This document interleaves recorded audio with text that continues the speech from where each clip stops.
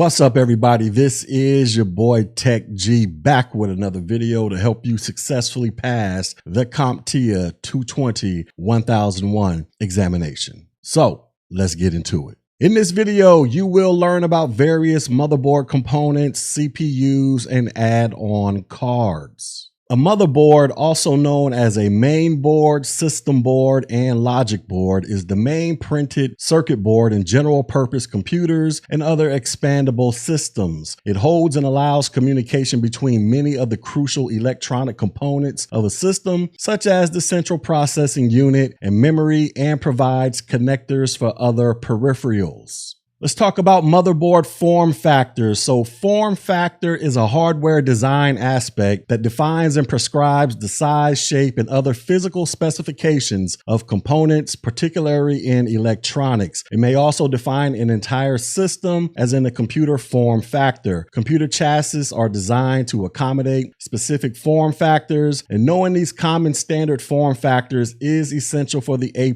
examination. And some of those form factors are the ATX, stands for Advanced Technology Extended, the MATX or the Micro ATX, the ITX stands for Information Technology Extended, and the MITX stands for Mini ITX. Let's talk about the ATX real quick. So the ATX is a motherboard and power supply configuration specification developed by Intel in 1995 to improve on previous de facto standards like the AT design. It was the first major change in desktop computer enclosure, motherboard, and power supply design in many years, improving standardization and interchangeability of parts. The specifications define the dimensions, the mounting points, the input-output panel, and the power and connector interfaces amongst the computer case, in addition to the actual motherboard and the power supply. An ATX motherboard has the following characteristics: a rear port cluster for input-output ports, expansion slots that run parallel to the short side of the motherboard, and left side case opening as viewed from the front of a PC tower. There are three members of the ATX family, although in practice, the MITX design is not widely used. And here is a pretty little chart that I've put together outlining the motherboard types in addition to the width, the depth, the number of expansion slots, and their typical use. Let's talk about the ITX. So the ITX is a small motherboard form factor from VIA Technologies that was first introduced in November 2001 with the Mini ITX for use with its low power CPUs that are soldered to the motherboard. Mini ITX measures 6.7 by 6.7 inches and has been adopted by many vendors for use with AMD and Intel processors. Mini ITX motherboards can fit into cases made for ATX family motherboards and use similar port clusters, although they are primarily used for small form factor PCs for 3D video and gaming, as well as for use in home theater applications. Motherboard connector types. Motherboards use expansion slots to provide support for additional input-output devices and high-speed video graphics cards, with the most common expansion slots being PCI Express. PCI slot. So a PCI slot is a built slot on a device that allows for the attachment of various hardware components such as network cards, video, input, output, storage host adapters for SATA drives, modems, sound cards, disk controllers, and other peripherals. PCI slot found in desktop computers are 32-bit and run at 33 megahertz, whereas in 64-bit versions, PCI slots run at 66 megahertz. Let's talk about PCIe slot. So PCIe is a high-speed serial computer expansion bus standard designed to replace the older PCI bus standards. It is the common motherboard interface for PC graphics cards, hard drives, SSDs, Wi-Fi, and Ethernet hardware connections. PCIe has numerous improvements over the older standards, including higher maximum throughput, lower input-output pin count, and smaller physical footprint, and better performance scaling, a more detailed error detection and reporting mechanism, and native hot swap functionality. More recent versions of the PCIe standard provide hardware support for input-output virtualization. PCIe slots are available in 4 types. You got the X1, the X4, X8, and X16, and each X refers to an input-output lane. The most common versions are the X1, X4, and the X16. And here is a pretty little picture showing you exactly what PCIe slots actually look like.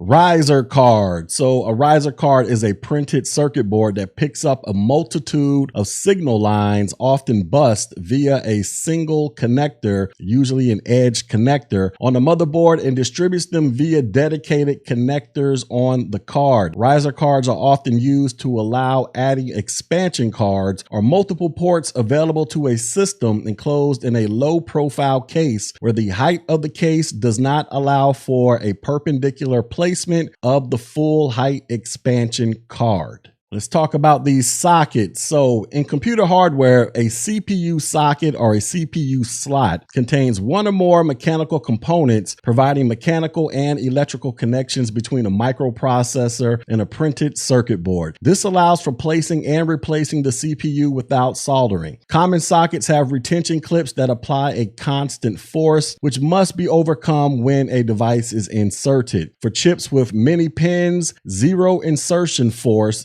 ZIF sockets or ZIF sockets are preferred. Common sockets include PGA or pin grid array or land grid array. These designs apply a compression force once either a handle for the PGA type or a surface plate for the LGA type is put into place. This provides superior mechanical retention while avoiding the risk of bending pins when inserting the chip into the socket. Zero insertion force is a type of integrated circuit or electrical connector that requires very little force for insertion. With a ZIF socket, before the IC is inserted, a lever or slider on the side of the socket is moved, pushing all the sprung contacts apart so that the IC can be inserted with very little force. Generally, the weight of the IC itself is sufficient and no external downward force is required. The lever is then moved back, allowing the contacts to close and grip the pins of the IC. ZIF sockets are much more expensive than standard IC sockets and also tend to take up a larger board due to the space taken up by the lever mechanism. Typically, they are only used when there is a good reason to do so. The LGA is a packaging technology with a rectangular grid of contacts, also known as LANs, on the underside of the package. The LGA design uses spring-loaded LANs in the processor socket that connect to bumps on the back side of the processor. The number of LANs in the processor socket is used for the numeric part of the socket name. So for example, if you got an LGA 775, that thing has 775 LANs in the processor socket. Not all rows and columns of the grid need to be used. The contacts can either be made by using an LGA socket or by using solder paste. A pin grid array is a type of integrated circuit packaging. In a PGA, the package is square or rectangular and the pins are arranged in a regular array on the underside of the package. The pins are commonly spaced 2.54 millimeters apart and may or may not cover the entire underside of the package. PGAs are often mounted on printed circuit boards using the through-hole method or inserted into a socket. PGAs allow for more pins per integrated circuit than older packages. Let's talk about SATA and IDE. So Serial ATA is a computer bus interface that connects host bus adapters to mass storage devices such as hard disk drives, optical drives, and solid state drives adjacent to the CPU. SATA connectors replaced IDE connectors, which were ribbon-like cables for CD-ROMs and DVDs, or a hard drive that were slower and more cumbersome and that needed to be assigned priority. SATA also succeeded the earlier Parallel ATA or the PATA standard to become the predominant interface for storage devices. The most important improvement was speed, with the first generation SATA cables transferring data up to 1.5 gigabits per second. As SSDs came to market, SATA specifications improved to 3 gigabits per second to match the faster data capabilities of the SSD. The latest SATA version transfers data at 6 gigabits per second. And here are two lovely pictures pictures displaying a SATA connector and a SATA cable. And here are two more wonderful pictures displaying an IDE connector and an IDE cable. Next, we have front and top panel connectors. So typical motherboards feature one or more audio connectors designed for different purposes. You have the front top panel audio that supports microphones and headphones and is found on almost all motherboards. You have music CD playback from optical drives. It is a rarely needed feature because media player programs can play music through the SATA interface. And then you have the SPDIF, or the Sony Philips Digital Interface Header. This was designed to support an optional SPDIF bracket for digital audio playback.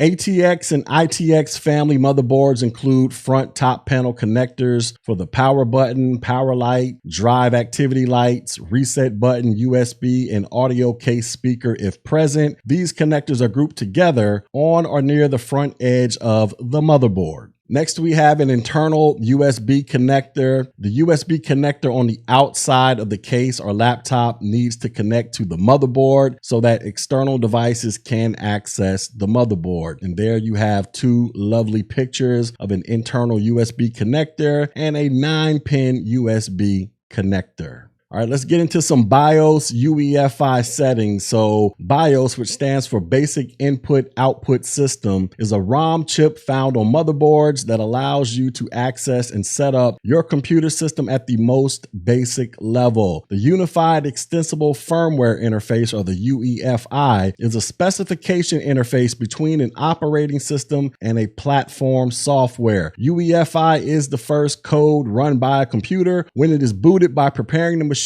by testing it during boot up and paves the way for the operating system to start. It tests and initializes components such as the processor, RAM, video card, hard drives, optical drives, and USB drives. If any errors occur, the BIOS UEFI reports them as part of the testing stage, which is known as the power on self-test or post. To access the BIOS, you would press the key or a key combination displayed on the screen when the system starts booting to access the BIOS program menu. UEFI, which is a GUI or text-based menu, replaced the legacy BIOS firmware interface in most PCs, with most UEFI firmware implementations providing support for legacy BIOS services. UEFI can support remote diagnostics and repair of computers, even with no operating system installed. All Mac computers use UEFI firmware. And here is a wonderful screenshot of a typical BIOS that you have to navigate primarily by using the up, down, left, right keys on your keyboard. Now, here are some advantages of UEFI. So UEFI has support for hard drives of 2 terabytes and higher capacities. These drives require the use of a GUID partition table or the GPT to access full capacity. UEFI has a faster system startup and other optimizations. And UEFI has a larger size ROM chip used by UEFI to make room for additional features, better diagnostics, the ability to open a shell environment for easy flash updates, and the ability to save multiple BIOS configurations for reuse. And here is a wonderful screenshot of a typical UEFI. Boot options. So most computers include settings that control how the system boots and the sequence in which drives are checked for bootable operating system files. Depending on the system, these settings might be a part of a larger menu, such as an advanced settings menu, a BIOS features menu, or a separate boot menu. Let's talk about some firmware updates. So these are the general steps to locate a flash BIOS update and install it. First thing you're going to do is go to the vendor's website and look for downloads or tech support links. The BIOS updates are listed by system model and by version. Avoid beta or pre-release versions. Step 2, you're going to locate the correct BIOS update for your system or motherboard. 3, you're going to determine the installation media needed to install the BIOS image. It could be Windows-based installer, a bootable CD, or a USB flash drive. 4, you're going to download all files needed to install the BIOS image. And 5, you're going to create bootable media and then follow the vendor's instructions to place the loader and BIOS image files on the media. After you do all of that, you are then going to begin the process of installing it. So if you are installing it via bootable media, you're going to make sure the drive is the first item in the BIOS boot sequence. Insert or connect your media and restart the system. If prompted, press a key to start the upgrade process. After the process starts, it takes approximately 3 minutes to rewire the contents of the BIOS chip with the updated information. If you're using a Windows-based installer, you're going to close all Windows programs before starting the update process. Navigate to the folder containing the BIOS update and double-click it to start the update process. Follow the prompts on screen to complete the process, and this too will take approximately 3 minutes. After that, you are going to remove the media and restart the system to use your new BIOS features, then reconfigure the BIOS settings if necessary. Now, as a word of caution, while performing a flash upgrade, you want to make sure you do not turn off the power to your PC. Wait for a message indicating that the BIOS update has been completed before touching the computer. If the power goes out during the flash update, the BIOS chip could be rendered useless. Let's talk about some security features. So security features of various types are scattered around the typical system BIOS UEFI dialogues. Features and their locations vary by system and might include the following: the BIOS password, BIOS settings passwords or security dialogues. This enables BIOS passwords to feature permit access to BIOS setup dialogues. Then you have the power on password. This is configured through the security dialog, and this prevents anyone without a password from starting the system. Then you have chassis intrusion. This can be found in various locations. And then you have the boot sector protection, and this is found in the advanced BIOS features dialog. Now, a note: the BIOS password and power on password can be overcome by opening the system and clearing the CMOS memory. Now, these features, they also support drive encryption. So you have what is called TPM, or Trusted Platform Module, that is found in the security dialog. And Windows editions that support BitLocker full disk encryption feature TPM to protect the contents of any specified drive. Then you have LoJack for laptops, and this is an aftermarket product embedded in firmware or installed by the end user. It is not managed within the BIOS dialogs, but it is used for locating lost or stolen laptops. And then you have Secure Boot, and this is found in the boot or other dialogs. It blocks installation of other operating systems and requires the user to access UEFI setup by restarting the computer in a special troubleshooting mode within Windows 8 or later. And then we have interface configurations, and interface configurations consist of SATA configuration options. And this is to enable or disable SATA and eSATA ports, and to configure SATA host adapters to run in compatible native or RAID modes. Then we have USB host adapters and charging support. And this is used to enable USB 2.0 and 3.0 in your system BIOS, so that all your system's USB ports will run at proper speeds. And then we have audio and Ethernet ports, and this is used to configure audio and Ethernet ports and other integrated ports. Let's talk about the CMOS battery. So the CMOS battery, or the complementary metal oxide semiconductor battery, this maintains the time, date, and hard disk and other configuration settings in the CMOS memory. CMOS batteries are small and attached directly to the motherboard. The CMOS battery provides power to maintain the contents of the CMOS chip. Battery life can be several years, but a low CMOS battery can cause problems with drivers and sometimes booting. System date and time errors can be an indication that it's time to check or change out the battery. Also, to clear CMOS on most systems, you would need to place a jumper block over 2 jumper pins, and some systems feature a port cluster mounted push button to clear the CMOS. All right, let's talk about some CPU features. So we're going to talk about CPU cores with single core and multi-core. A single core is a chip with one CPU that receives instructions from software to perform calculations for output. Multi-core processors are computer processor integrated circuits with 2 or more separate processing units which read and execute program instructions as if the computer had several processors. The benefits of a multi-core processor versus having multiple physical processors is a reduction on price, and they work with any operating system that supports traditional single-core processors. Virtualization. CPU virtualization emphasizes performance and runs directly on the processor whenever possible. The underlying physical resources are used whenever possible, and the virtualization layer runs instructions only as needed to make virtual machines operate as if they were running directly on a physical machine. Most current processors feature virtualization support, also known as hardware-assisted virtualization. Hardware-assisted virtualization enables virtualized operating systems and applications to run faster and use fewer system resources.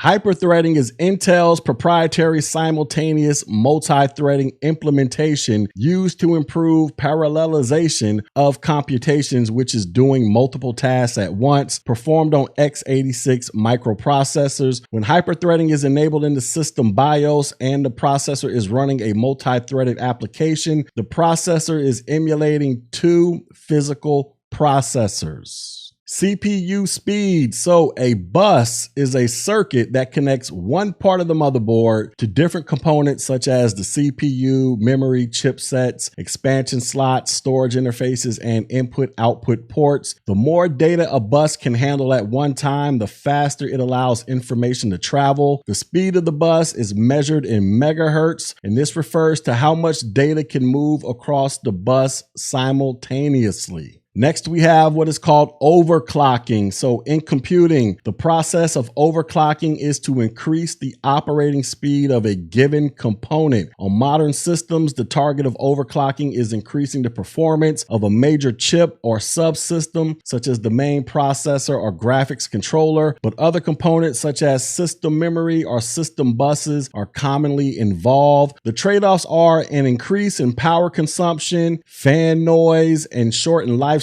for the targeted components. Most components are designed with a margin of safety to deal with operating conditions outside of a manufacturer's control. Overclocking techniques in general aim to trade this safety margin by setting the device to run in the higher end of the margin, with understanding that temperature and voltage must be more strictly monitored and controlled by the user. Let's talk about an integrated graphics processing unit. So an integrated graphics processing unit is a graphics chip that is integrated into a computer's motherboard. The IGP serves the same purpose as a video card, which is to process the graphics displayed on the computer. IGP takes the graphics portion of the processing load off the main CPU. Due to IGPs being soldered onto the motherboard, their size is limited and they cannot use a dedicated fan to cool them like some video cards can do. This is the main reason as to why IGPs typically do not have the same performance as video cards that are attached to the computer's PCI or AGP ports. IGPs, due to their small size, are good solutions for laptop computers and entry-level desktop PCs.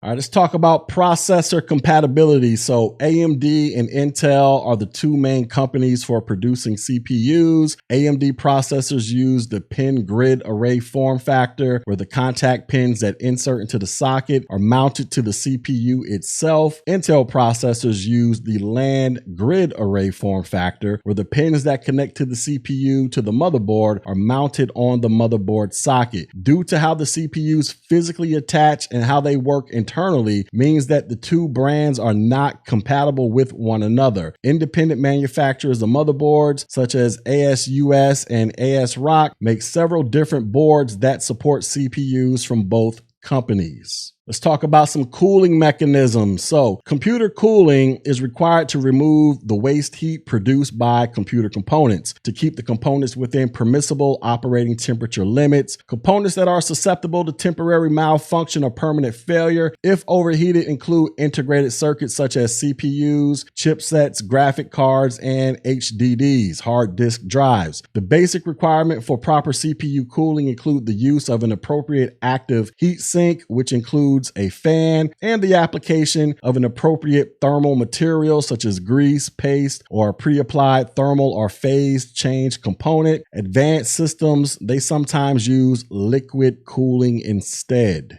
And here is a wonderful picture of a CPU and a heat sink. And a heat sink is a finned metal device that radiates heat away from the processor. And here is a lovely picture of some thermal paste. Now, before installing a heatsink bundled with a processor, remove the protective cover over the pre-applied thermal material, which is also known as phase change material on the heatsink. When the heatsink is installed on the processor, this material helps ensure good contact between the CPU and the heatsink to maximize heat transfer away from the CPU.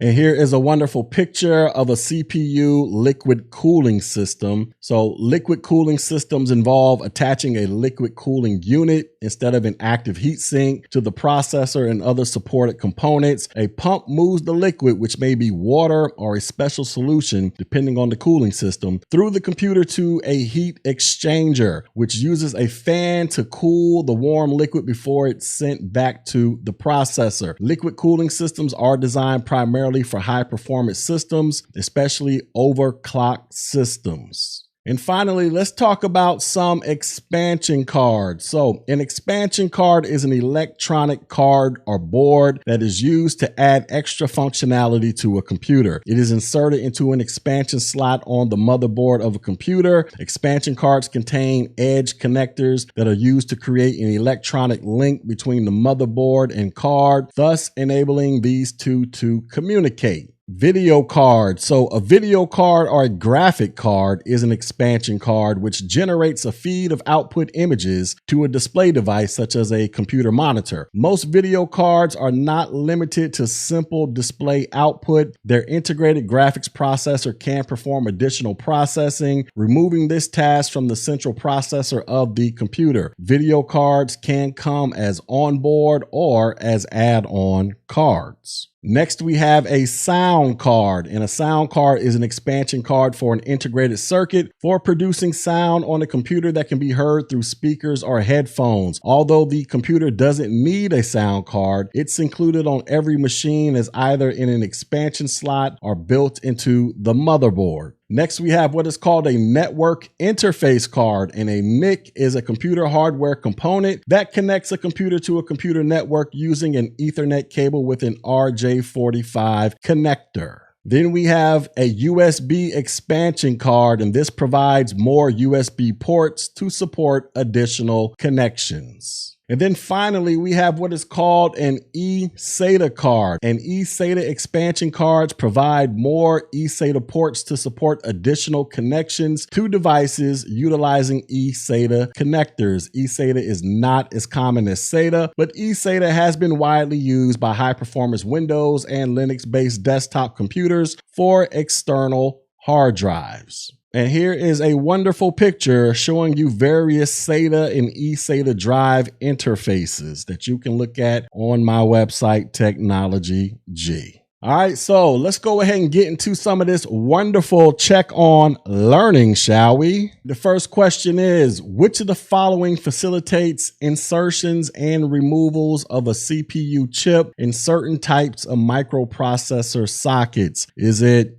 ZIF? Is it TPM? Is it SSD? Or is it SATA? So which of the following facilitates insertions and removals of a CPU chip in certain types of microprocessor sockets? The correct answer is ZIF, or zero insertion force. That is the correct answer. Next question. A type of CPU architecture in which a single physical CPU contains more than one execution core on a single die or chip is referred to as hyperthreading, multitasking, parallel processing, or multi-core. So a CPU architecture in which a single physical CPU contains more than one execution core on a single chip. The correct answer is multi-core.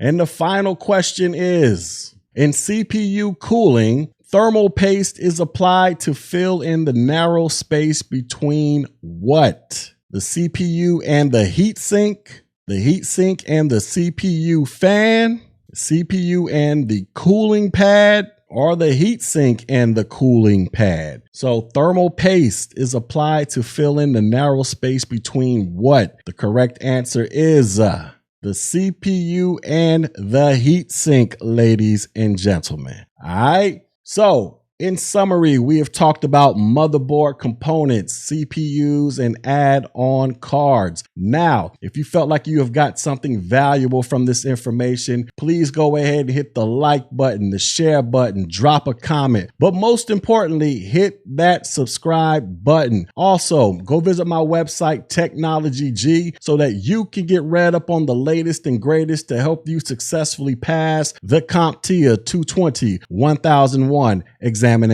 And until next video, ladies and gentlemen, peace.